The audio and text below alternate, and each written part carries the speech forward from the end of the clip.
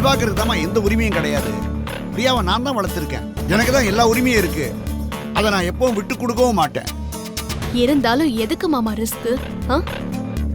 நீங்க சொல்றது பிரியா நம்ம பக்கம் நமக்கு சாதகமா இருந்தாதான் சரியான வாதமா இருக்கும். பிரியா நம்ம பக்கமே இல்லையே. பெத்தாப்பாவும் வேணாம் வளர்த்தாப்பாவும் வேணான்ட்டானா? பிரியா ஒரு மேஜர். எந்த பக்கம் போனோன்னு முடிவு பண்ண வேண்டிய சூழ்நிலை வந்துருச்சு அப்படின்னா பிரதீப்ப காதலிக்கிற பிரியா என்ன மாமா பண்ணுவா? சொல்லுங்க மாமா. பிரதீப் பக்கம் சாஞ்சிருவா. அப்புறம் பிரதீப் ஒரு அயோக்கியன். அவனை கட்டிக்கிட்டா என் பொண்ணு வாழ்க்கை நாசமாயிடும். அதனாலதான் நான் தடுக்கிறேன். அந்த துடிப்பு அவளுக்கு புரியலையே மாமா. இப்ப என்னதாமா பண்ணணும்? பிரியா மேல நமக்கு தான் அதிக அளவு உரிமை இருக்குன்னு நாம தான் அதை நிரூபிக்கணும். அதுக்கு பிரியா இங்கே தான் இருக்கணும். அதுக்காக துவாரகேஷ் ஸ்னேகா இப்ப இந்த வீட்டை விட்டு போக கூடாது மாமா. அவங்க நம்ம கண்ட்ரோல்ல தான் இருக்கணும். அவங்கள நாம விட்டுட்டோம்னா நம்மளால ஜெயிக்கவே முடியாது மாமா. ஷாமலா, இதுக்கு மேல நீ பாத்துக்க. உமா சொல்ற மாதிரி கேளு. உன் பிள்ளைகிட்ட பேசி என்ன எழவோ பண்ணு. எனக்கு மனசே சரியில்லை.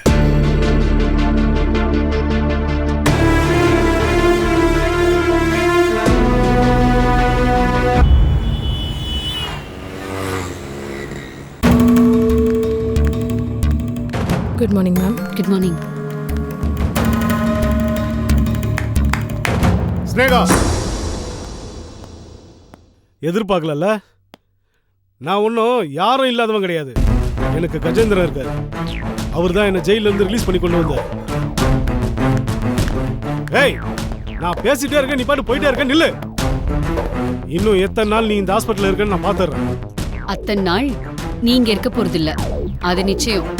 அவ்வளவு திமிராயிடுச்சா? நீ கரண்ட் கம்பியில கை வச்சுட்டுடி. டீன்னு சொன்ன அப்புறம் மரியாதை இருக்காது. ஓடி. ஏய் நில்லு. நான் உன்னை நிம்மதியா விட மாட்டேன். என் டார்ச்சர் தாங்க முடியாம நீ இந்த ஹாஸ்பிட்டலை விட்டு ஓடல.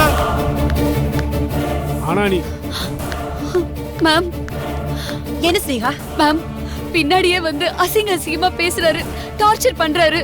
டேய் இல்ல மேம், என் உயிருக்கு இனிமே இங்க உத்தரவாதம் இல்ல. நான் இனிமே இங்க வேலை பார்க்க மாட்டேன். நான் கிளம்புறேன். சீன் போடுறாக்கா?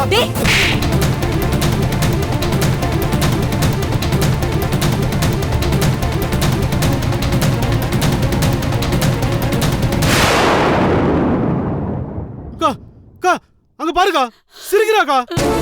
டேய் மேம் ரொம்ப தப்பா பேசுறாரு. கைய பிடிச்சு இழுக்கிறாரு. ஒரு மாதிரி சீப்பா. டேய் ராஸ்கல், ஏன் சீப்பா பிஹேவ் பண்ற? கொன்னுடுவேன் உன்னை. இது முத்துலட்சுமியோட ஹாஸ்பிடல். இங்க பொம்பளைங்களுக்கு பாதுகாப்பு கொடுக்க வேண்டியது என்னோட கடமை. பேரு கெடுக்கிற. டேய், நீ எப்ப வெளிய வந்த? அது வந்துக்கா, கஜேந்திரன் சார் தான் வெளியில எடுத்தாரா நினைச்சேன். செக்யூரிட்டி போன போகுது. வந்த உடனே உன்னை மன்னிச்சு விட்டுறலாம். கூட பிறந்த தம்பியாச்சே, கொஞ்சம் பணம் கொடுத்து அனுப்பலாம் நினைச்சேன். நீலாம் ஜென்மத்துக்கு திருத்தவே மாட்டேன். செக்யூரிட்டி, இன்னொரு தடவை என் ஹாஸ்பிட்டல் பக்கம் இவ கண்ணுல பட்டா உங்க வேலை காலி ஆயிடும். அடிச்சு தூக்கி இவனை வெளியே போடுங்க. இனிமே இவனுக்கும் எனக்கு எந்த சம்மந்தமும் இல்ல. என் சொத்துல கூட உனக்கு நான் பைசா கிடையாது. இப்படி எல்லாம் பேசாதக்கா, நான் செத்துருவேங்க. செத்து தொலைடா. ஸ்னேகா, நீ போய் உன் வேலையை பாரு. இனிமே இவனால உனக்கு எந்த தொந்தரவும் வராது. என்ன வேடிக்கை பார்த்துட்டு இருக்கீங்க? வெளியே எடுத்துட்டு போங்க இவனை. சார் வாங்க சார் போலாம். வாங்க சார். சார் சொல்றது கேளுங்க சார். வாங்க சார். வாங்க. வாங்க சார், சொல்றது கேளுங்க சார். வாங்க சார். வாங்க. வாங்க சார், நீங்க நிக்காதீங்க. வாங்க. போங்க சார். போங்க.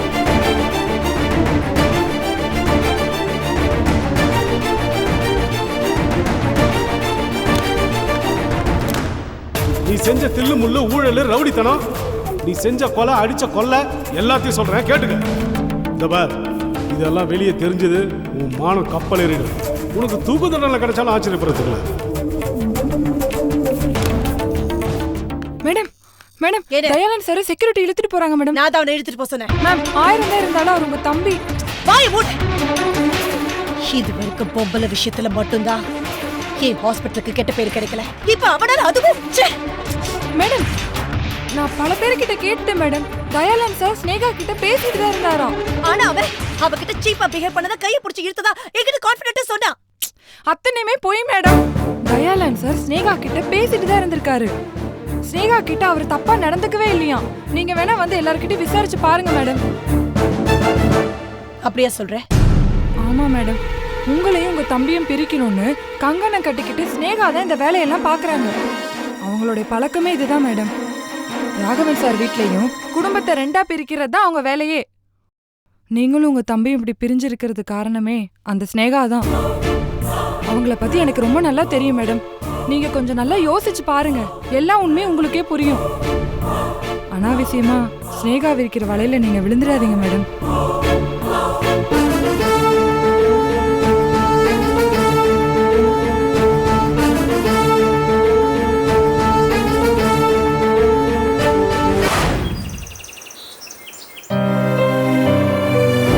அவளுக்கு கால்ல கண்ணாடி குத்துறப்போ நீ அழல? ஆமா. அந்த ஈரத்துக்கு பேர் தாமா தாய்மை உணர்ச்சி. அதை மறைக்க நீ முயற்சி பண்றியோன்னு எனக்கு புதுசா மேல ஒரு சந்தேகம் வருதுமா.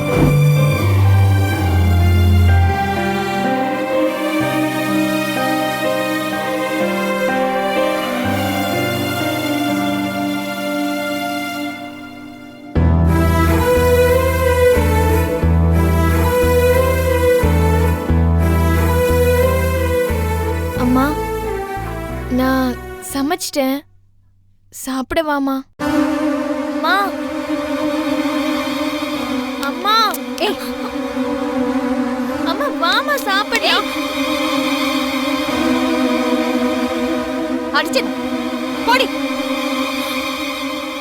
சாப்பிடவாமா? போடி.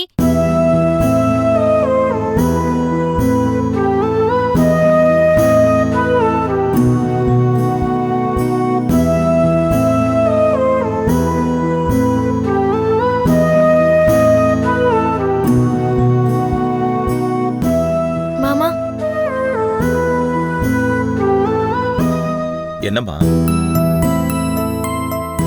அம்மா, நேத்து ராத்திரியும் சாப்பிடல, இப்ப போய் சாப்பிட கூப்பிட்டாலும் திட்டுறாங்க. அவங்க சாப்பிடாம இருக்காங்களே மாமா, அதான் அழுகையே வருது. சரிம்மா, நீ போய் சாப்பாடுலாம் எடுத்து வந்து டைனிங் டேபிள்ல வை, நான் போய் கூப்பிட்டு வரேன்.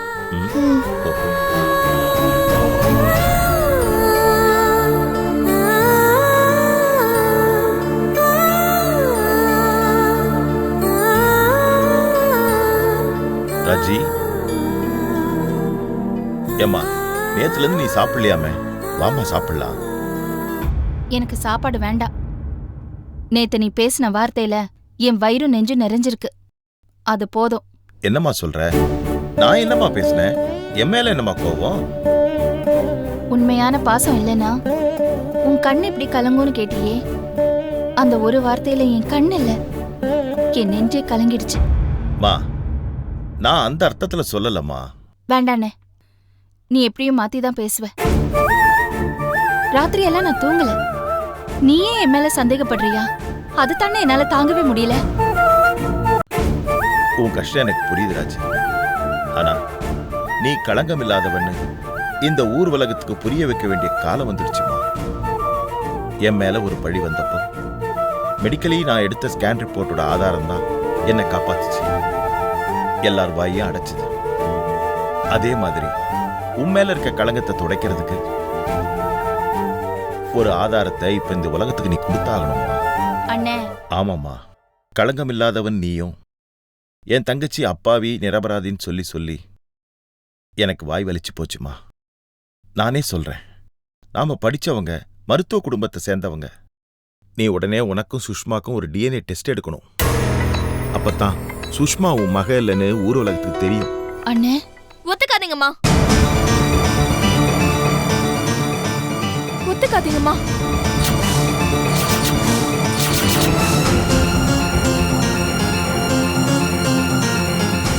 போடி வெளியில.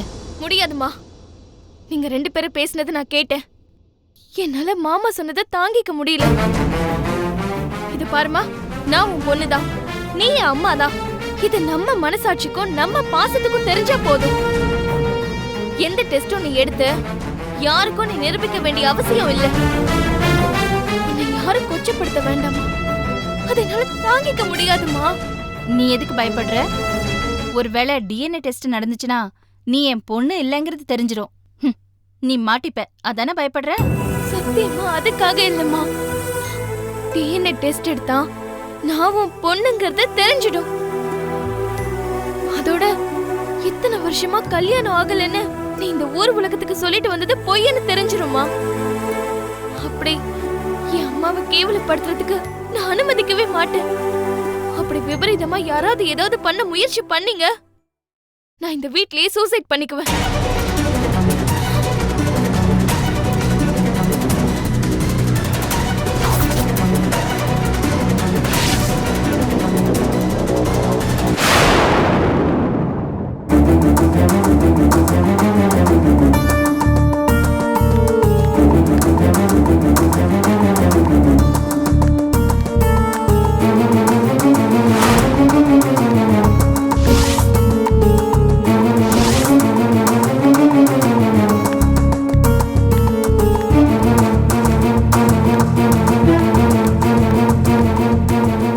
சார் வணக்கம்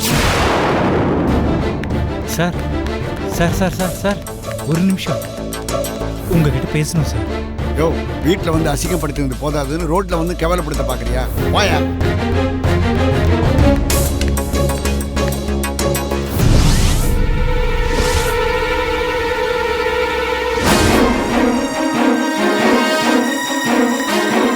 உனக்கு பயந்து நான் எதுக்கே ஓடணும்? என்னன்னு சொல்லு. இல்லை சார், பிரியா கல்யாண விஷயத்தை பற்றி அதை பேசுற தகுதி உனக்கு கிடையாது. நீ ஒரு பச்சை துரோகி. அடுத்தவன் பொண்டாட்டிக்கு ஆசைப்பட்டவன். சார் அப்படி நான் சொல்லலையா? சொன்னவன் யாருன்னு உனக்கு தெரியும்ல. அப்படி கொச்சப்படுத்தினா அந்த கருணாகரை உன்னையும் என் தங்கச்சியும் சேர்த்து பேசி அசிங்கப்படுத்தினான், அவமானப்படுத்தினான். என் தங்கச்சியை கொண்டு போட்டாயா? இதெல்லாம் உனக்கு மறந்து போச்சா? சார் கருணாகரன் ஏதோ தப்பா நினைச்சு அப்படியெல்லாம் பேசுனது தப்பு தான் சார். அதுக்காக அவர் மனசு வருந்தி திருந்தி என்ன வருந்தி திருந்தி எதை பேசணுமோ அதை ஒரு வரமுறைக்குள்ள பேசினாதான் வருந்தலாம் திருந்தலாம். பொண்டாட்டியோட கற்பையே சந்தேகப்பட்டுவன். அப்புறம் என்னைய வருந்தி திருந்தி அந்த கிழமை எல்லாம் போயிடுமா? சொல்லியா? போகாது சார். அப்புறம் எப்படி அவனை நான் மன்னிக்கிறது? அதுக்காகத்தானே அவரு ஜெயிலுக்கு போய் ஜெயில் தண்டனை அனுபவிச்சாரு. நான் ஜெயிலுக்கு போறேன், தண்டனை அனுபவிக்கிறேன். என் தங்கச்சி திரும்பி வந்துடுவானா? இப்படி பேசினா நான் என்ன பதில் சார் சொல்றது? திவாகர், உயிருக்கு பதில் உயிர். வேற எந்த வழியிலும் என் தங்கச்சி உயிருக்கு ஈடு செய்ய முடியாது. இல்ல சார், என் தங்கச்சி துடிச்சி செத்த மாதிரி அந்த கருணாகரன் துடிச்சி சாகணும். அப்பதான் என் இதய கொதிப்பு அடங்கும். இப்ப பிரச்சனை கருணாகரன் இல்ல சார், பிரியாவுடைய கல்யாணம் சார். என்ன இருந்தாலும் பிரியா நான் பெத்த பொண்ணு சார். அத பேசுற தகுதி உனக்கு கிடையாதுன்னு எத்தனை முறை சொல்லியிருக்க சார்? இப்ப சொல்றேன், உன் மண்டையில் நல்லா ஏத்திக்க. நீ பெத்தப்பன்னு வெளியில சொல்லிக்காத. நீ 1000 காரணம் சொன்னாலும் அந்த குழந்தைய நிர்கதியா தவிக்க விட்டு போனவங்கிறது தான் உண்மை. அவளை ஒரு அனாதை இல்லத்துல கொண்டு போய் விட்டுருந்தா ஒரு தேடி கண்டுபிடிச்சிருக்க முடியுமா? இல்ல அவளை கல்யாணம் பண்ணி வைக்க முடியுமா? முடியாது சார். அந்த குழந்தைய யாருக்காவது எங்கேயாவது வித்து இருந்தா நீ தேடி போய் நான் தான் அப்பன்னு நின்று இருக்க முடியுமா? இல்ல சார். அத்தனையும் மீறி நான் வளர்த்துருக்கேன். ஆரம்பத்தில் நான் பட்ட அவமானங்கள்லாம் உனக்கு தெரியுமா? திடீர்னு உங்க வீட்டுக்கு எப்படி ஒரு குழந்தை வந்துச்சுன்னு ஊரே என்னை கேலி பண்ணிச்சியா? சொந்தங்களே என்னை ஒதுக்கி வச்சாங்க. ஆனா நான் என்ன மட்டும் மாத்திக்கல. என் தங்கச்சி கொடுத்த வாக்கு அதை தெய்வ வாக்கு நினைச்சு இந்த பூமியில கால் பதிச்சு நின்னையா. உன்ன மாதிரியா பழிபாவத்துக்கு பயந்து அந்த பிள்ளைய வேற ஒருத்தவங்கிட்ட தூக்கி கொடுத்துட்டு ஓடுறதுக்கு எவ்வளவு நேரம் ஆயிருக்கு எனக்கு. அங்க நீ அப்பனா இல்ல, ஆனா நான் அப்பனா நின்ன. அந்த பிள்ளைய நான் வளர்க்கறதுக்கு எவ்வளவு கஷ்டப்பட்டு போய் உனக்கு தெரியுமா? சின்ன வயசுல இருந்து அதுக்கு ஹார்ட் ப்ராப்ளம். குளிர்காலம் வந்துச்சுன்னா அதுக்கு மூச்சு இழுத்துக்கும், ஃபிட்ஸ் வரும். ஓடினா இதயம் படபடன்னு அடிச்சுக்கும். பயந்து பயந்து பொத்தி பொத்தி வளர்த்தேன். ராத்திரி பூரா என் மார்பில் போட்டுக்கிட்டு என் உடம்பு சூட்டில் வளர்த்தேன். என் பிள்ளைகளுக்கு வாங்கி கொடுக்கறத தியாகம் பண்ணிட்டு அவ என்ன கேட்டாலும் வாங்கி கொடுப்பேன். என் 3 பிள்ளைகளுக்கு மேல நானும் என் பொண்டாட்டியும் சேர்ந்து அவ பேர்ல எவ்வளவு உசுர வச்சிருக்கோம் தெரியுமா? அவ எங்க வகை இல்லைங்கிறதே எங்களுக்கு மறந்து போச்சு. குழந்தைக்கு அடிபட்டா அது அம்மானு கத்தும். ஆனா எனக்கு அடிபட்ட போது நான் பிரியானுதையா கத்துவேன். அந்த அளவுக்கு அவ பேர்ல நான் பாசம் வச்சிருக்கேன். அதெல்லாம் இப்போ உனக்கு சொன்னா புரியாது. என்னை எதிர்த்து பேச சுதந்திரத்தை என் பொண்டாட்டி கூட நான் கொடுக்கல. ஆனா என் மக பிரியா கொடுத்திருக்கேன். அவ பேசுறப்போ நான் இந்த உலகத்தையே மறந்து ரசிப்பேன். இன்னைக்கு அவ என்னையே மறந்துட்டான். நீங்க எல்லாரும் சேர்ந்து கொடுக்கிற சாவியில அவ இப்ப உங்க பக்கம் ஆடிக்கிட்டு இருக்கா. அப்படி எல்லாம் இல்லை சார். ஏய், நிலத்தை பறிக்கிறவனையும் உறவை பிரிக்கிறவனையும் என்னைக்குமே மன்னிக்க கூடாது. ஆனா இப்ப நீ அந்த காரியத்தை பண்ணிக்கிட்டு இருக்க. என்னமோ பெத்தப்பன் பெருமையா பேசிக்கிட்டு இருக்கிய. ஒண்ணு தெரிஞ்சுக்கையா, நான் வளர்த்தவன். உன்னை விட எனக்கு தான் பிரியா மேல உரிமை அதிகம். பார், எங்க வீட்டு பக்கம் மறுபடியும் பெத்த அப்பன்னு வந்த தொலைச்சிருவான் உன்னை.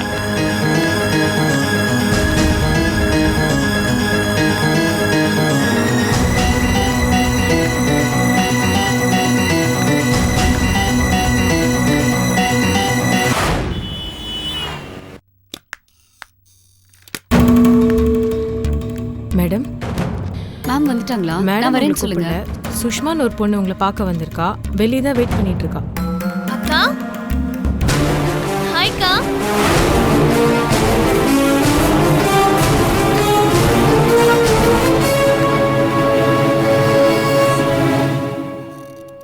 எங்க வந்த? உங்களை பார்க்க தான்க்கா வந்தேன். உங்களை பார்த்து ரொம்ப நாளாச்சுல, அதான் இந்த பக்கமா வந்தேன். நீங்க வேலை செய்யற ஹாஸ்பிட்டல்ல நான் பார்த்ததே இல்லையா, அதான் ஹாஸ்பிட்டலையும் பார்த்துட்டு உங்களையும் பார்த்துட்டு போலான்னு வந்தேன்க்கா. இந்த அக்கா சொக்கான்னு உறவு கொண்டாடுற வேலை எல்லாம் வேண்டாம். நான் உனக்கு அக்காவும் கிடையாது, நீ ராஜலட்சுமியோட பொண்ணும் கிடையாது. நிச்சயமா நான் ராஜியோட பொண்ணுதான். அத நீங்க கூடிய சீக்கிரமே ஒத்துப்பீங்க. இங்க பாரு, என் ராஜி கலங்கம் இல்லாதவ. அவளுக்கு நீ பொறக்கல, நீ ஒரு ஃப்ராடு. தேவையில்லாம என் ராஜி மேல பழிய போடாத. அண்ட் இங்க வந்து டைம் வேஸ்ட் பண்ணாத. அந்த ஆண்டவனே வந்து சொன்னாலும் நீதான் ராஜியோட பொண்ணுங்கிறத நான் நம்ப மாட்டேன். ஆண்டவனுக்கு வர வேலையே இல்லையாக்கா? இதை விட முக்கியமான எத்தனையோ பிரச்சனை அவருக்கு இருக்கு. அதெல்லாம் விட்டுட்டு நான் ராஜிக்கு பிறந்தவளாங்கிறதைய நிரூபிக்க போறாரு. ராஜி அம்மா மேல உங்களுக்கு அவ்வளோ பாசம், அவ்வளோ நம்பிக்கை இல்ல? இங்க பாரு, இந்த கிண்டல் எல்லாம் வேண்டாம். எதுக்கு வந்த? விஷயத்துக்கு வா. சேச்சே, கிண்டல் எல்லாம் இல்லக்கா. என் அம்மா கிட்ட இத்தனை வருஷம் வளர்ந்துருக்கீங்க, ஆனா எனக்கு கொடுத்து வைக்கலையே, அதான் உங்க மேல எனக்கு பொறாம. எதுக்கு வந்த? வந்த விஷயத்த சொல்லி, இல்லைன்னா மரியாதை எங்க இருக்கு, கிளம்பு. எனக்கு இங்க உருப்படியா செய்ய வேண்டிய வேலை நிறைய இருக்கு. கிளம்பு. அததான் சொன்னேனேக்கா, உங்களை பார்க்க ஆசையா இருந்துச்சு வந்தேன்னு. பிளஸ் ராஜி அம்மா தான் என்ன மகளை ஏத்துக்க மாட்டேங்கிறாங்க. நீங்களாவது என்ன தங்கச்சியை ஏத்துக்க கூடாதா? இப்ப நீங்க இருந்து கிளம்ப போறியா, இல்ல செக்யூரிட்டியை கூப்பிட்டு உங்க கழுத்து பிடிச்சு வெளியில தள்ளவா? உண்மையை புரிஞ்சுக்காம எல்லாருமே இப்படி பிடிவாதம் பிடிக்கிறீங்க. ஒரு பக்கம் உங்க பிடிவாதம், இன்னொரு பக்கம் அம்மாவோடது. அம்மா கிட்ட நீங்க வளர்ந்ததுனால உங்களுக்கும் அந்த பிடிவாதம் வந்துருச்சு. நான் அடுத்த தடவை வரும்போது சில ஆதாரங்களை கொண்டு வரேன். அப்பாவாவது நீங்க ராஜியோட மகனி என்ன நம்புறீங்களா இல்லையான்னு பாக்கலாம். அந்த நம்பிக்கையை உங்ககிட்ட விதைச்சிட்டு போவதா நான் இப்ப வந்ததே. நீ என்னதான் சொன்னாலும் எனக்கு ராஜி மேல இருக்கிற நம்பிக்கை மாற போறது இல்ல. அவ நிரபராதி, அவ எந்த தப்பு செய்யல. அவளை ஏன் தேவையில்லாம நீ வந்து தண்டிக்கிற? ராஜி மேல நீங்க வச்ச அதே நம்பிக்கைய உங்க அப்பா கருணாகரன் மேல வைக்க கூடாதா? அவரும் நிரபராதி தானே, அவர் எந்த தப்பும் பண்ணல. அப்புறம் ஏன் நீங்க அவரை தண்டிக்கிறீங்க? Will you shut up? உனக்கு அவ்வளவு திமிராயிடுச்சா? ஆமா, நான் ராஜி பொண்ணுல, அப்படிதான் உடம்பு முழுக்க திமிரு இருக்கும்க்கா. இங்க பாரு, என்ன அக்கான்னு முதல்ல கூப்பிடாத. அப்படிதான் கூப்பிடுவேன். வரேன்.